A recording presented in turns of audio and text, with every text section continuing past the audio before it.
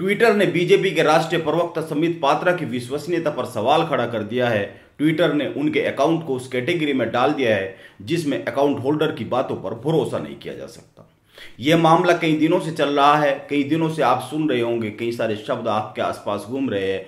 आप क्या क्या शब्द सुन रहे हैं? टूल किट सुन रहे हैं, संबित पात्रा सुन रहे हैं, राहुल गांधी सुन रहे हैं और एक नया शब्द सुन रहे हैं, मैनिपुलेटेड मीडिया।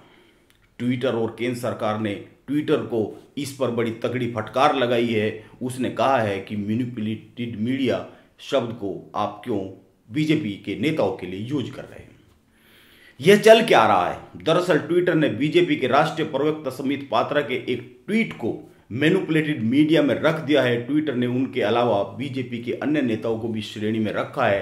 पहले आप यह जान लें कि यह मैनिपुलेटेड मीडिया श्रेणी क्या है। इसके बाद बात को आगे बढ़ाते हैं। मैनिपुलेटेड मीडिया का मतलब ऐसी तस्वीर, वीडियो या स्क्रीनशॉट जिसके जरिए किए जा रहे दावों की प्रामाणिकता को लेकर संदेह हो और इसके मूल रूप को एडिट किया हो या उससे छेड़छाड़ की गई हो। इस तरह की चीजों को जो डालता है उसके अकाउंट को इस श्रेणी में डाल दिया जाता है। अब संबित पात्रा ने ऐसा क्या ट्वीट कर दिया जिसकी प्रामाणिकता संदिग्ध हो गई है? दरअसल यह केवल उन्होंने ही नहीं किया है, बीजेपी के कई सारे बड़े नेताओं ने किया है, कई सारे मंत्रियों ने भी किया है। बीजेपी के इन नेताओं ने कांग्रेस पार्टी पर कोविड-19 महामारी को लेकर टूल किट के जरिए मोदी सरकार की छवि बिगाड़ने का आरोप लगाया है। आरोप तो साधारण सी बात होती है, आरोप लगाने पर इतना बड़ा मामला कैसे बन गया, इसको समझिए। ऐसे मामला समझ में नहीं आएगा। बात शुरू वहीं से करते हैं जहां से शुरू हुई थी, यानी कि 4 दिन पहले से। 18 मई को बीजेपी प्रवक्ता संबित पात्रा और बीजेपी के महासचिव BL संतोष ने 4-5 पेज के अलग अलग 2 डॉक्यूमेंट के स्क्रीनशॉट ट्वीट किए। इनमें से एक डॉक्यूमेंट कोविड-19 को लेकर था और दूसरा सेंट्रल विस्टा प्रोजेक्ट को लेकर। सेंट्रल विस्टा प्रोजेक्ट यानी कि जो नई संसद बन रही है, प्रधानमंत्री का आवास बन रहा है। इन ट्वीट में दावा किया गया कि यह कांग्रेस का टूल किट है और कांग्रेस ने देश में कोरोना महामारी को लेकर मोदी सरकार को बदनाम करने के लिए टूल किट तैयार किया है। आरोप लगाया गया कि इस टूल किट के जरिए कांग्रेस ने अपने वॉलंटियर्स और कार्यकर्ताओं को कहा है कि मोदी सरकार को बदनाम करने के लिए उन्हें धर्म विशेष को टारगेट करते हुए सुपर स्प्रेडर कुंभ और वायरस के म्यूटेट स्ट्रेन के लिए मोदी स्ट्रेन जैसे शब्दों का इस्तेमाल करें। इन्होंने यह भी दावा किया कि कांग्रेस ने ईद को हैप्पी सोशल गैदरिंग की तरह पेश करना है।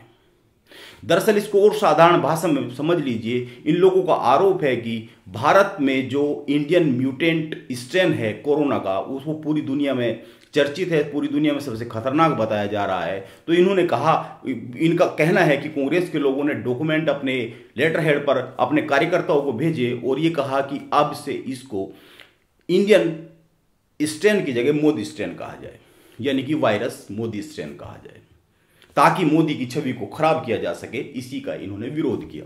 इन ट्वीट और स्क्रीनशॉट को Congress tool kit exposed hashtag के साथ बीजेपी के कई नेताओं ने ट्वीट किया। बीजेपी के कई मंत्रियों ने भी इस हैशटैग से ट्वीट किए। इनमें स्मृति ईरानी, डॉक्टर हर्षवर्धन, पीयूष गोयल, किरण रिजिजू भी शामिल है। ये 18 तारीख की बात है। संबित पात्रा ने कोविड-19 मिसमैनेजमेंट टूल किट को लेकर कांग्रेस को बताते हुए, यानी कि अपने ट्वीट में कांग्रेस को मेंशन करते हुए एक ट्वीट किया जिसमें उसे all India Congress committee research department के लेटर हेड पर तैयार किया गया बताया। उन्होंने कहा कि ये जो सारा का सारा काम हो रहा है कांग्रेस के लेटर हेड पर तैयार हो रहा है। इसके जवाब में 18 मई को कांग्रेस रिसर्च डिपार्टमेंट के प्रमुख राजीव गौड़ा ने ट्वीट किया और उन्होंने कहा कि बीजेपी कोविड-19 मिसमैनेजमेंट को लेकर fake tool kit Congress research department के नाम से फैला रही है। हम इस पर धोखाधड़ी का केस दर्ज करेंगे। बीजेपी अध्यक्ष JP नड्डा और संबित पात्रा के खिलाफ FIR हम कर रहे हैं। उन्होंने कहा कि यह सब कुछ गलत है। कांग्रेस ने संबित पात्रा, BL संतोष, JP नड्डा, स्मृति ईरानी और अन्य बीजेपी नेताओं के खिलाफ शिकायत दर्ज भी करवा दी है। इसके एक दिन बाद यानी 19 मई को संबित पात्रा ने एक संवाददाता सम्मेलन में कहा कि इस डॉक्यूमेंट को बनाने वाली सौम्या वर्मा है। उन्होंने सवाल पूछा कि कांग्रेस बताए कि सौम्या वर्मा कौन है। इसके पक्ष में उन्होंने बहुत सारे डॉक्यूमेंट भी दिए यह बताने के लिए कि सौम्या वर्मा कांग्रेस के साथ काम करती है। संबित पात्रा ने सेंट्रल विस्टा वाले डॉक्यूमेंट का मेटा डेटा सोशल मीडिया पर शेयर किया। इसमें डॉक्यूमेंट की ऑथर के नाम की जगह सौम्या वर्मा का नाम लिखा हुआ है। समित पात्रा ने राजीव गोंडा और राहुल गांधी के साथ ली गई सौम्या वर्मा की कुछ तस्वीरें भी पेश की, उनका लिंक्डइन अकाउंट भी साझा किया।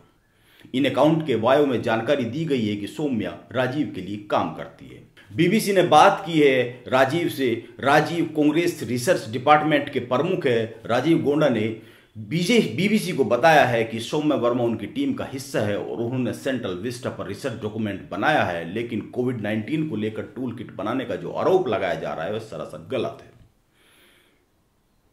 उनका कहना है कि वो जो रिसर्च पेपर बनाया है वो सौम्या वर्मा ने ये रिसर्च पेपर बनाया था कि सेंट्रल विस्टा से कैसे पर्यावरण को नुकसान हो रहा है, उसकी वो कैसे नुकसानदायक है। अब यह तो पूरा मामला है जो पिछले 4 दिन में चल रहा है। अब यह समझिए कि ये हो क्या रहा है।